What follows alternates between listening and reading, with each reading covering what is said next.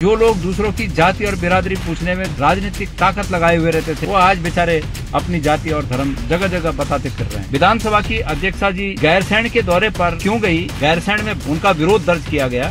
आपने विधानसभा में जो कृत्य किया है, उस कृत्य के लिए लोग आपसे माफी की उम्मीद करते हैं। आपके मुख्यमंत्री माफी मांगे।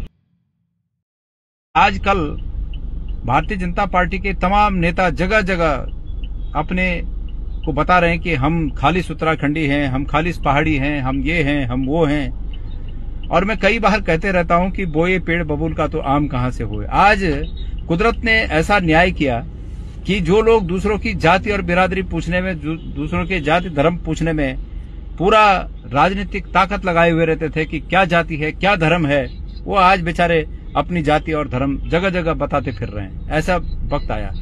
ये कुदरती दंड है और दंड भी न्याय का एक हिस्सा है, क्योंकि जब किसी आतताई को दंड मिलता है तो फिर जो सामने वाला जो प्रभावित होता है पक्ष, उसको न्याय मिलता है। और आज यही न्याय कुदरत ने भारतीय जनता पार्टी के नेताओं के साथ किया।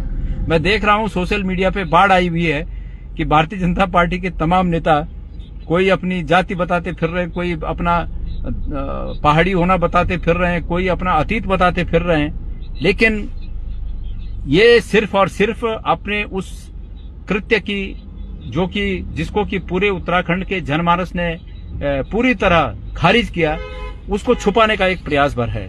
विधानसभा की अध्यक्षा जी जब गैरसैंण के दौरे पर गई, पहली बात कि गैरसैंण के दौरे पर वो क्यों गई, उनके कार्यालय को इस बात को भी जरा जनता को बताना चाहिए।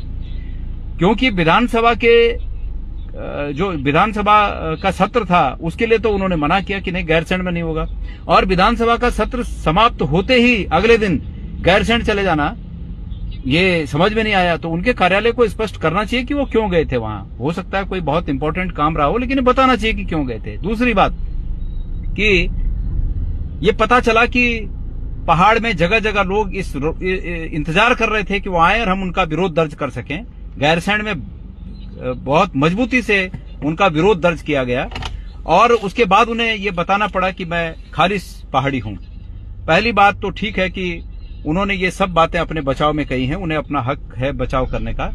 लेकिन खालिस पहाड़ी होने के साथ साथ उन्होंने विधानसभा में जिस पहाड़ी को हड़काया और उसकी आवाज बंद की, उसके लिए क्या इस बात को कहने भर से उनका दोष मुक्त हो जाता है कि वो खालिस पहाड़ी हैं। दूसरा, उन्होंने कहा कि मैं फौजी पृष्ठभूमि से हूं, मेरे पिताजी फौजी हैं और लिहाजा मेरे अंदाज में, उनका कहने का तात्पर्य था कि मेरे अंदाज में डिसिप्लिन है।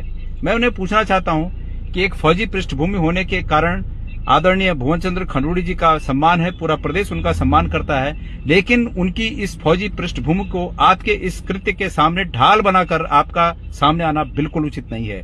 आपने विधानसभा में जो कृत्य किया है, उस कृत्य के लिए लोग आपसे माफी की उम्मीद करते हैं कि आप स्पष्ट शब्दों में माफी मांगे, आपके मंत्री माफी मांगे, आपके मुख्यमंत्री माफी मांगे। ये उत्तराखंड का जनमानस आपसे उम्मीद करता है। आपने कहा कि मैं डिसिप्लिन पसंद हूं। मैं पूछना चाहता हूं आपसे कि आपका डिसिप्लिन उस दिन कहां गया था, उस समय कहां गया था जब आपने लखपत बुटोला जी को चुप कराने के साथ साथ पीठ पर आसीन होते हुए इस राजनीतिक वक्तव्य को दिया कि यहां पर मोदी जी के बातें करिए, मोदी जी की चर्चाएं करिए, मोदी जी के योजनाओं की बात करिए। ये राजनीतिक स्टेटमेंट था और ये पहला मौका नहीं था कि आपने पीठ पर आसीन होते हुए राजनीतिक बातें की। इससे पहले भी कई बार विधानसभा के अध्यक्ष के रूप में आपके पार्टी के साथ जो एसोसिएशन सरेआम दिखा, जैसे भारतीय जनता पार्टी के सदस्यता अभियान में दिखा, कई बार ऐसी चीजें दिखी, वो स्वीकार्य नहीं होंगी इस उत्तराखंड प्रदेश को। मैं उम्मीद करता हूं कि आप अपनी गलतियों को मानेंगे। तमाम नेता लोग जो इस समय उत्तराखंडीयत को तोड़ने में लगे हैं, अपने राजनीतिक स्वार्थों के चलते उत्तराखंडीयत को तोड़ने में लगे हैं, वो तमाम नेता इस प्रदेश की जनता से माफी मांगे। आपकी इस पर क्या राय है, हमें कमेंट कर जरूर बताएं।